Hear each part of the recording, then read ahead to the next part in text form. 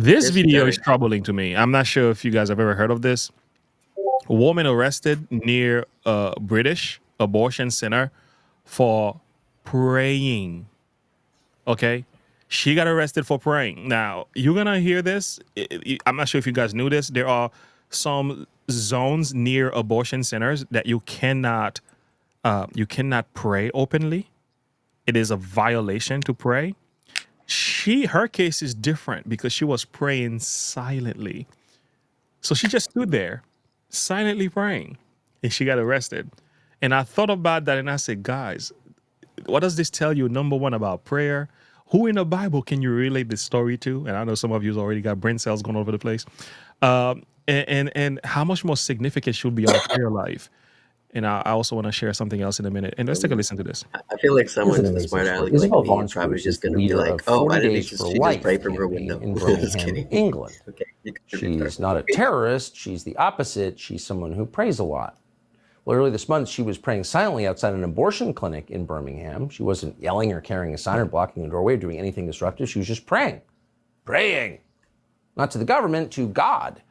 And that's not allowed anymore. So police approached her and arrested her and charged her with violating a public space protection order and committing, quote, antisocial behavior. And we're not making this up. It was caught on video. Here it is. What are you here for today? Physically, I'm just standing here. Okay. Why here of all places? I know you don't live nearby. This is an abortion centre. You praying? I might be praying in my head, not out loud. So I'll ask you once more, will you voluntarily come with us now to the police station for me to ask you some questions about today and other days where there are allegations that you've broken public spaces protection? If I've got a choice, then no. Okay, well then you're under arrest on suspicion of failing to comply with the public spaces protection order.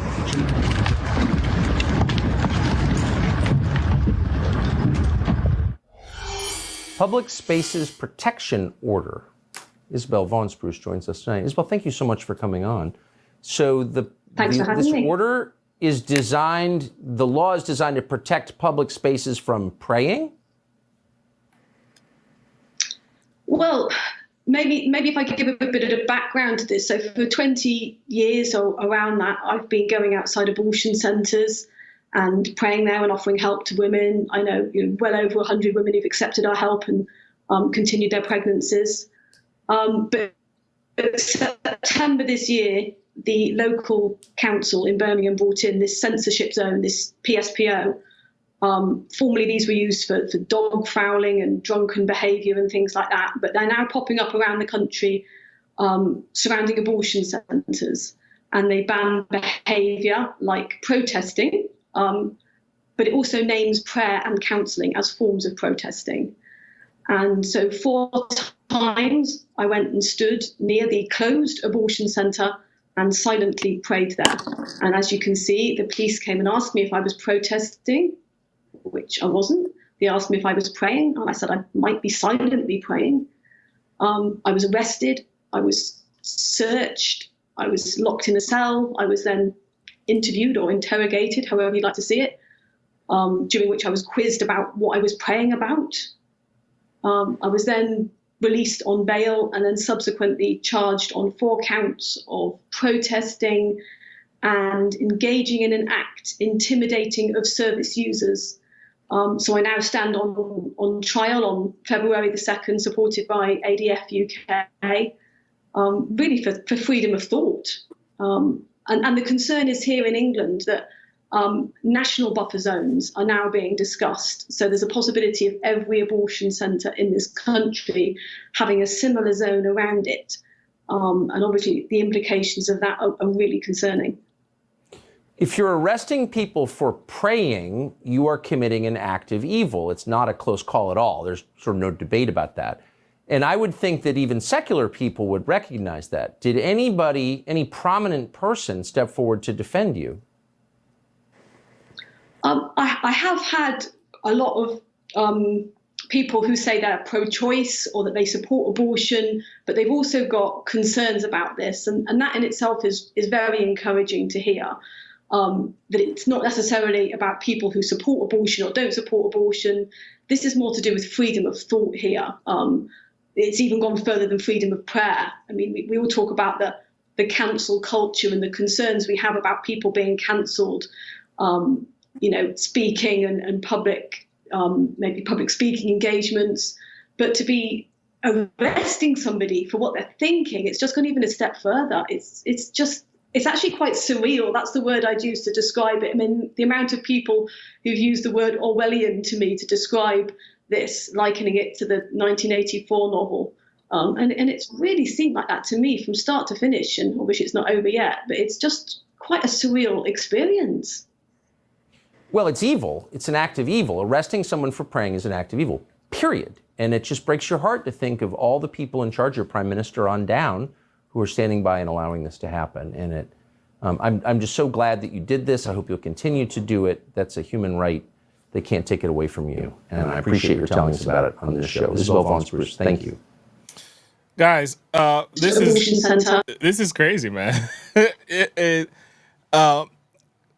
Her crime was that she was praying silently near an abortion center. That was the reason. That was it. That was the motivation for her to be arrested. What does that tell you about the enemy and the way he thinks about prayer? Yeah, he knows it's powerful, and the sad thing is this isn't even the tip of the iceberg. It's just going to continually. Yeah. Everything that's up is down. Everything that's left is right. Everything's flipped around in this world right now, and it's where the devil wants it, and it's going to continue to get worse. Yes, I see it. Roque, what about you? Any perspective on this? Did you see my silly comment? Yes, I did. Can you read that? Go. Yeah, I was like, technically she said it might be like if you heard the video, like and so it's like she didn't say she was. So like it's almost like she just gets in trouble even for just like even thinking of the idea of praying and then just not even necessarily even doing it. and then I kind of jokingly said, like, she could have just said, "How do you know I'm not even pretending to?" Yeah. This is happening in England, and I'm gonna show you another video that's even more disturbing in a minute. If you think this was bad, but as I was listening to this story, I see the value and the power of prayer. For example, there is a person that I love me some John Knox. I'm a big fan of John Knox, and I love me all the reformers. He was something special, though. John Knox was special. Here's the reason why I like him, and I want to quickly make a reference to this story. John Knox lived during the time of Mary Trudeau, the Catholic queen, who was known as Bloody Mary. You know, the Bloody Mary, the drink that people drank, the alcohol drink. Okay, she was known for Bloody Mary because of how many times she had killed so many Christians in the name of the Catholic Church. This happened also in England. Very interesting. So it's funny you mentioned Bloody Mary because when at my work where I work, I work at a retirement community that has like dining room, whatever, but they have a bar too, and one of their drinks is the Bloody Mary. So it's the like, Bloody Mary. And I was like, oh, I wonder why they call it that. But Yeah. But what is very interesting about this woman? Again, she had armies ready to do her bidding.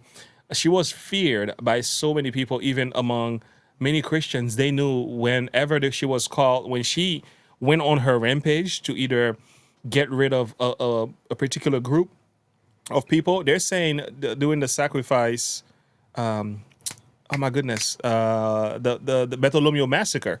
She had some form of connection with that as well. But anyway, what's interesting is that she was afraid of this guy. She was afraid of John Knox. And this is a quotation from Bloody Mary herself. And this is what she says: "I fear the prayers of John Knox more than all the assembled armies of Europe." I said, Lord have mercy. She, with all her supposed record of bloodshed, when John Knox prayed, she trembled. And John Knox was the guy who said, give me Scotland or I die. I think it's somewhere here. He was known for that. And as a matter of fact, the Protestant movement took off. I mean, if you read the Great Controversy, in Scotland, it became a stronghold for the Protestant during the Protestant Reformation, because of what John Knox have done. And one of the things that was very significant about his life, it wasn't how well he can preach and teach and write. It was because John Knox was a man of prayer. When John Knox gets on his knees and call upon the name of the Lord, things happen. And this is what the Queen, Bloody Mary, was afraid of. There he goes, the quotation. John Knox, perhaps of all prayers of Knox, he says, "Give me Scotland or I die." And because of this one man, the Protestant Reformation took.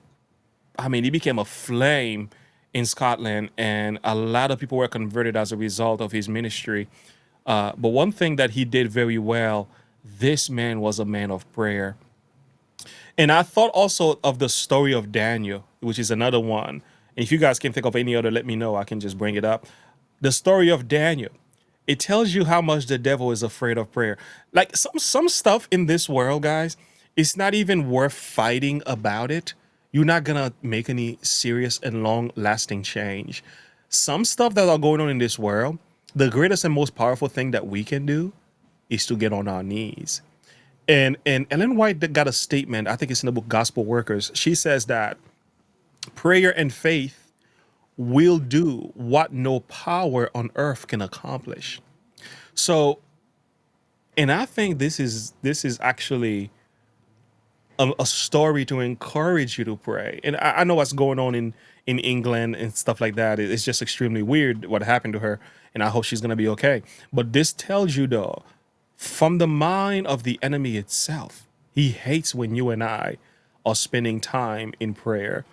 We are told Daniel knew when the writing was signed. He went into his house with his window being open in his chamber toward Jerusalem. He kneeled upon his knees 3 times a day and prayed and give thanks before his God as he did aforetime. So we know what happened, right? They assembled and found Daniel praying, making supplication before the Lord. And guess what? They reported Daniel to the authorities, and Daniel was thrown in a lion's den. What was the crime of Daniel? Well, he was praying to his God. And I think this tells you something about how the enemy feels about prayer. And this, I'm hoping, will encourage you as well to I continue kind of want praying no matter what. Go I ahead. kind of wonder though, like the more like if there's more details specifically about like because I know when you compare make a comparison, it's dude with Daniel, there is like kind of a difference because the in the one with Daniel case, they were like specifically targeting anyone that prays, but of course specifically Yeah, Daniel but to because the they knew king, that he yeah. prays. Mhm. But in this case in England, I don't even know if there was a specific rule that said specifically praying, like I don't know, was there? Yeah. I didn't really look into it, so I'm kind of curious about that, like did Yeah. they Yeah, I'm specifically looking at say? it more from a spiritual perspective, not just Yeah, the social aspect. We know, of course, yeah, there is that, the enemy has to find an excuse, okay, for different things, right? yeah, But because what I'm ultimately, ultimately, well, what we're seeing spiritually yeah, is the idea that prayer is such a I powerful just thing that the devil doesn't want us to yeah, pray. I just bring that up because like the I'm just comparing like what rule was broken or whatever, like if Uh-huh. there if because no, I'm saying like the in Daniel's case, they actually tried making a law about it, right? Yeah, yeah, But yeah, in this case in England, I don't even think their ruling or whatever the law specifically. I don't know if they specifically mentions prayer exactly, or was it just yeah, protest? And it wasn't just very ambiguous. They just said yeah, like anything that's protest or I don't know. Like I mean, yeah. I'd have to do research on that. I mean, that's just a curiosity I have. It's not that it's relevant to your Interesting. point, but you know what Interesting. I mean. I'm just As curious. I'm an overthinker. Yeah. Azul777. That's our next video, by the way. They are arresting people in UK for Facebook posts and comments, and we're gonna talk about that next. Jeff, you got jokes, Jeff. Jeff, you are funny. Yeah, I think me and Jeff could be friends. She could have said she's resting her eyes. That wouldn't be good enough. They would have still said this woman does this all the time. So they probably would use her own past against her. She has a record. She's a praying woman. So they would have caught her just because the fact that she was there, that's all they needed. Whether or not she admitted she was praying, I don't think it would matter. It's just that we didn't want her to be there, period. So Sometimes I'm so self conscious about like my type of like kind of snarky comments that I feel like people who maybe they stumble upon this stream or whatever and see like maybe they're coming from like the liberal side or whatever. They're like, oh, who's this kid? He's just cracking jokes. He doesn't take anything seriously. Okay, whenever you're ready to go, you can just step out. Yeah, Okay, no problem. Okay. yeah. All right, look Actually, at I this do. video. I think I'm gonna get going. All right, Actually, go ahead. No problem. Thank you for hanging out with us. the All right, this video here is the one that Asul is speaking about. Yeah, people are being arrested for Facebook post or comment because it is offensive. And I want to discuss this a little bit. Let's take a listen. Okay, so, What do you mean I can't have any alcohol? okay, well, I'll tell you. Okay, the time's 20 to 3, 14:40. I'm arresting you on suspicion of improper use of the electronic communications network. And just What? 127 of the Communications Act, okay? So you do not have to say that may harm or offence if you do not mention one question, something which you later are in court. Anything you do say may be given evidence. Do you understand that? So I'm actually being You're going arrested. to be arrested, okay? Right, Take and- you up to the police station. Right. Ask you, okay, this is in relation to some comments that you've made on a Facebook page. Okay? Oh, really? Oh, it's a Facebook crime, is it? Okay. Right. So we need to ask you some questions about that. Right. Have you got anything in your pockets? I've got my keys. No, that's about it, I think. Keys. So, anyone who's been arrested, we can search them under Section 32 of Police and Regular Tracks. Right. That's for dangerous items. Hey, you said I was going to be arrested under some what information? I'm going to be We've had arrested for reports that posting on you've made Facebook. some comments that are offensive, obscene, and people have made a complaint about that, and it's And they've can come you- from can you tell me what a this Facebook comment account in your was? name. We'll do Okay, that well, all we'll in do an that when interview. we interview you. All right. And so, Okay. what am I going to be locked up for the night, or? Hopefully not. Hopefully not. Right, do I need to Unless take you my film us. medications with me? How, Yes, we will look at taking all those. When do you need to take them? Well, I've got pain medications, I've got sleeping medication, I've got anxiety medications, which I might take one of those in a bit, Okay. you know? Well, if we take everything with us, then you've got everything there, haven't you? And then Okay. we've got a nurse up there. They'll be able to. Okay. They'll be able to come and see you, and then once you've been there, they can assess whether or not medication can be issued. All right. So what we're going to do is, if you want to pop yourself up, we're just going All right. to You search. need the glasses Search you. to come with you. My glasses. Yeah. Do you want Why? to take them with you? Why? First of all, Well- I'm going to seize this, okay, as evidence. Well, So it's I tell you what, if I wasn't a Christian boy, I would be like, I have never seen a person getting arrested and he's so cool about it. He's so laid back. You know, he's like, okay, can I take my medications with? So what's going on here? Tim, are you still with us? I'm with you. Okay, the freedom of speech here is completely being evaporated. Well, I don't know what the laws are in the UK for freedom of speech, but those cops in someone's house that knows the law in America would have just set it up, that Yeah. if you arrest me, buddy, you're getting sued. But the thing is, UK they don't have a constitution, so I don't even think they have amendments that even protects that. So they can make the rules as they go, depending on the circumstances, which is very problematic. Unlike the United States, you have certain amendments that are protected by the Constitution, and these things cannot be violated. Right. Which puts us at a different position. And some people said in the comments that no wonder why we kicked them out, in 1798. But there could be a number of things going on here, and I'm not necessarily understanding like how you determine whether or not something is offensive, because how do you come to the conclusion that what I've said online is so offensive to somebody that I'm gonna come and arrest you so that we can question you based on what is being said? What about all the people that weren't offended? That's another thing. So, and the interesting thing is, people can get offended for different reasons, right? And I'm gonna go somewhere with this. I'm gonna bring Joe Rogan here. Joe Rogan is gonna kind of make sense of this, and I have to bleep out a few things here, but he's gonna make sense by explaining this. And I want you to take a listen. I think there's something like 4,000 people have been arrested in England for thought crimes. You know that a situation has gotten out of control when it becomes discussed globally simultaneously. The riots and public disturbances are leading to increased conversations around censorship and the ways that censorship could be implemented and the way that ordinary free speech laws might be bypassed. Here's Joe Rogan talking about that on his show. Just terrible government overreach. You're seeing it now in England where people are getting arrested for tweets. Yeah. Well, England, people talk about Soviet Russia, like how bad Russia is in terms of cracking down on thought police and cracking down on bad tweets and things like that. I think the statistics are, I think England I think there's something like 4,000 people have been arrested in England for thought crimes, where they've said things online that people find to be a hateful thing or a problematic thing. And I think it's only 200 in Russia. Oh, wow. Yeah. That says a lot. Yeah. Maybe in Russia they're too scared to do it at all. Could be. Yeah. But the fact that they're comfortable with finding people who've said something that they disagree with and putting them in a cage in England in 2024 is really wild. Yeah. Especially they're saying you can get arrested just for retweeting something. The offence of incitement to racial hatred involves publishing or distributing material which is insulting or abusive, which is intended to or likely to start racial hatred.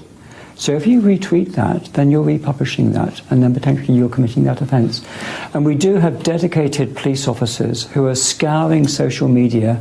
Their job is to look for this material and then follow up with identification arrests and so forth. So it's a really, really serious. People might think they're not doing anything harmful. They are, and the consequences will be visited upon them. And here's the problem with that. Even if you say, yeah, well, people shouldn't tweet hateful things. I agree. They shouldn't. But who's to decide what is a hateful thing? That's the problem. It's That's subjective. the problem. It's very subjective. And it still shouldn't be a crime. And in our lifetime, we've seen that get moved, right? So it used to be if a guy thought he was a woman and his name was Doug, and you grew up with Doug, and all of a sudden Doug wants to be called Debbie, if you call him Doug, it's no big deal. Like, yeah, maybe you're being rude to call him Doug, but it's not a hate crime, right. Okay? Well, now a lot of people think it's a hate crime, and that got you banned from Twitter for life. So if you dead name someone on the old Twitter, you are banned for life. Dead name, not even making up a name. You can call them an idiot. You can call someone an idiot. Okay, forget about a man in a dress. Maybe that's a problem. But if you call like a regular guy an idiot, you stupid, fine, no problem. But if you call Doug, you will get banned for life. Okay, that's the new hate speech. That's crazy. Now, if that keeps going, that didn't exist before. If that keeps going, maybe you can go to jail for calling him Doug. Maybe they think it's okay to put you in jail because you violated the... Oh my golly. What's so sad is they're wasting... This is wild. We're living in What's so times. sad is they're wasting valuable time and energy and the money on this nonsense. Yeah. And where there is real criminals committing crimes, real people, real issues happening in the world, they all You're left offended, unchecked. get offline. It's just crazy.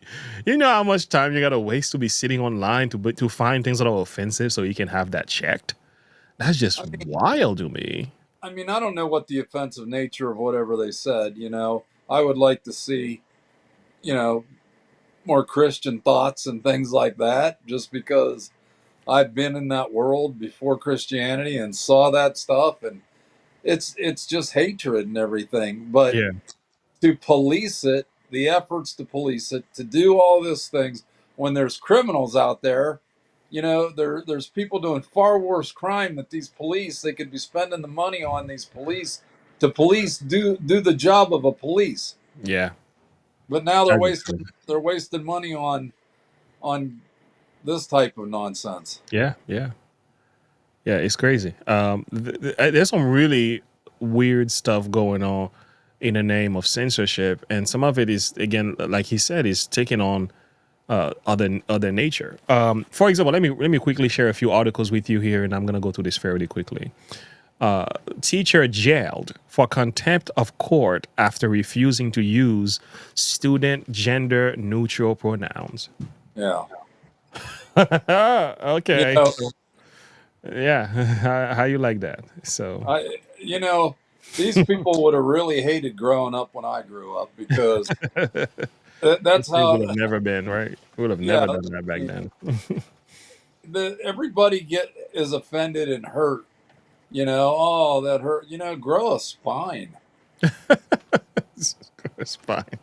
Yeah, Like I said, turn it off. If it's offending you, turn it off. Get turn away it up. from it. Stop watching it. I agree. You know, uh, J.K. Rowling, for misgendering a trans person, says, I will happily go to prison for 2 years for doing that. If you misgender trans people in Michigan, you go to prison. And also, this is an interesting development. The Global Alliance is called GARM, Global Alliance for Responsible Media. Elon Musk sued them. And what they were doing, they were actually telling advertisers not to advertise on X, which messes with his finance and also his support system, and also the people who are investing in X as a whole. So uh, so what Elon did, he sued them. He sued GARM.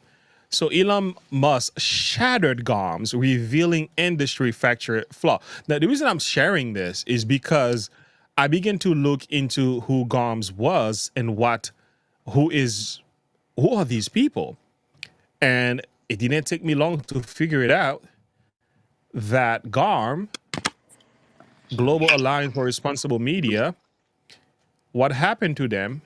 They were an arm of the World Economic Forum. And when I went and looked to see what's going on in the World Economic Forum in connection with GOM, that page is taken down, guys. So shocker. somebody ran for the hills.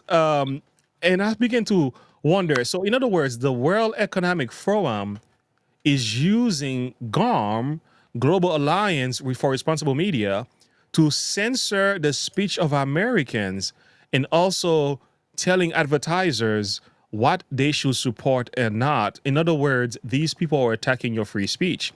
And I began to look a little bit deeper, came to discover another thing that's very interesting. This one is Pope calls for tech and media reforms. So guess who is working with GARM, the World Economic Forum, and also the tech media to censor speech? Shocker. Some, Shocker. somebody said all roads lead to Rome. Well, exactly. That's exactly correct. And look at this. Look at this guy. He said, Pope Francis, freedom of expression has limits. Okay, what do you mean by that? What do you mean by limits, right? And I get it. We may have freedom of expression. We don't have the right to advocate for violence. We cannot advocate for crimes and hate crimes toward a person because we don't like them for whatever the reason may be on the internet. That is already forbidden by the law in this country. But to say freedom of expression has limits, who is setting the limits? Who is moving the golden post? Now, to what degree? And you have to ask a number of questions here because, and this is why you always got to be careful with the Catholic Church on this notion. No attacks on Catholics people. A lot of the Catholics' principles are communistic and also fascistic at heart. They don't respect freedom. They don't respect freedom. At least some of their laws and bylaws. But I want to read a quotation here before we move on to the next thing. By the way, Elon Musk, there it is right there. They are, so you have an understanding of what's happening here. This is actually one of the general managers at X, and she's talking about the lawsuit that the X has gone against GARM.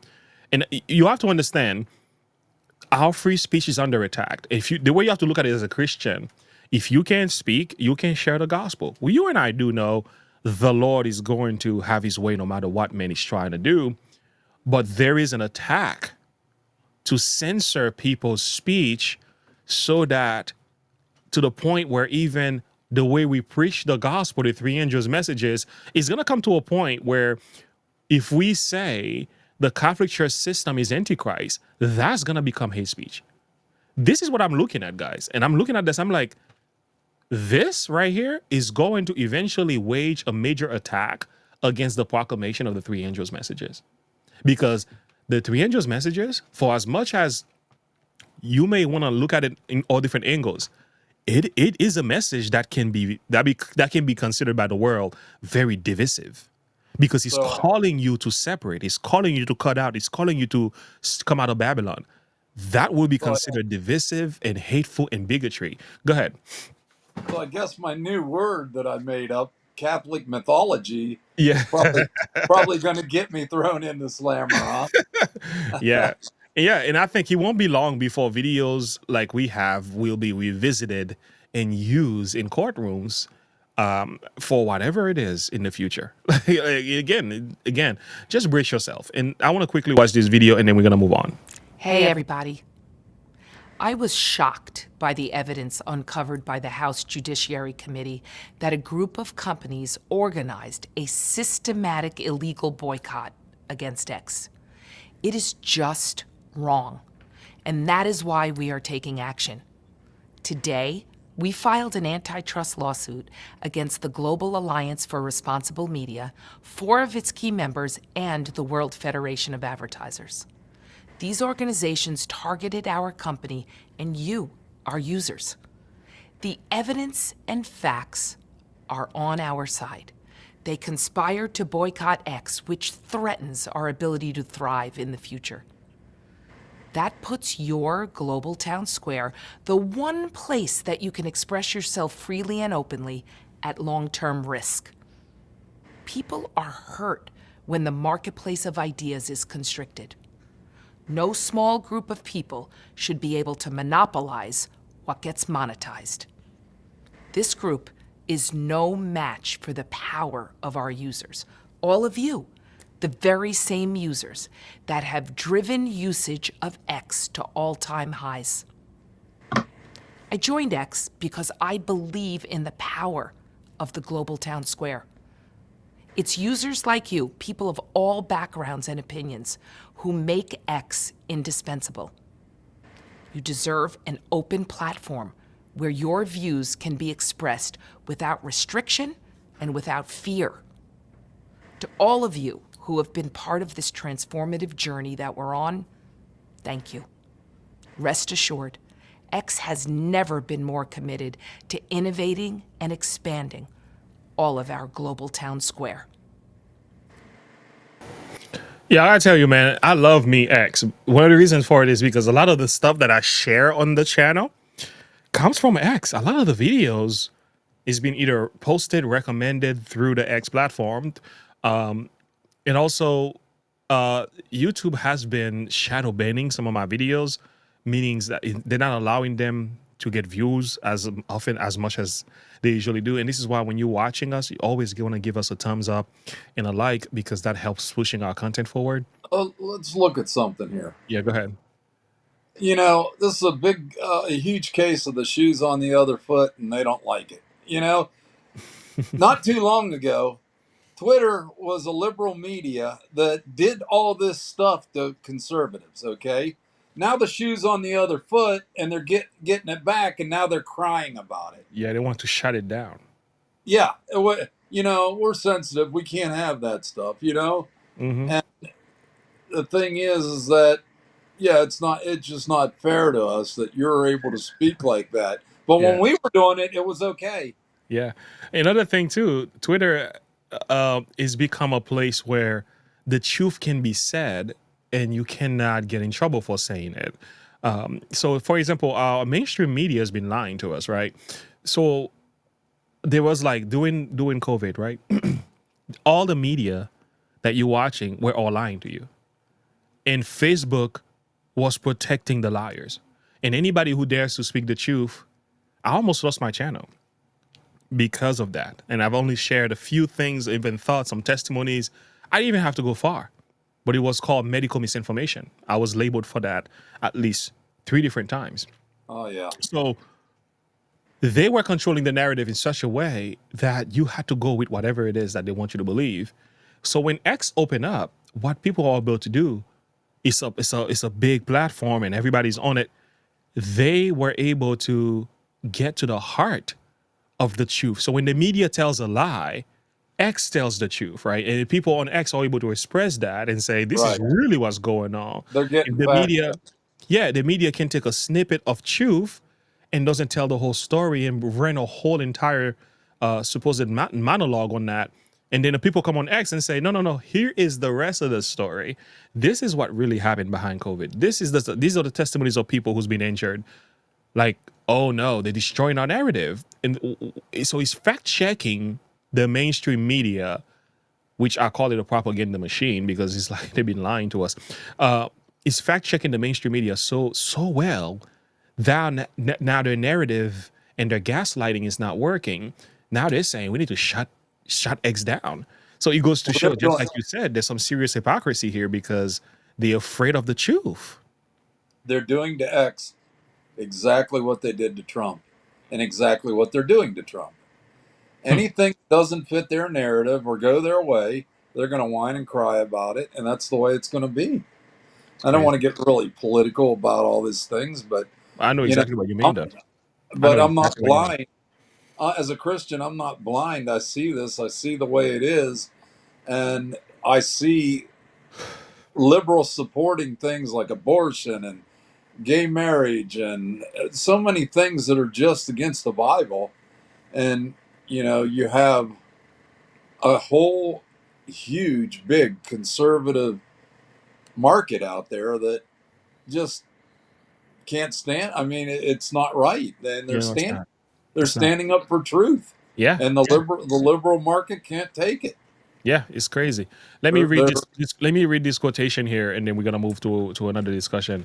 Free speech is the bedrock of any democratic society, an indispensable force that propels us forward by fostering an environment where ideas, no matter how controversial, can be expressed without fear and reprisal.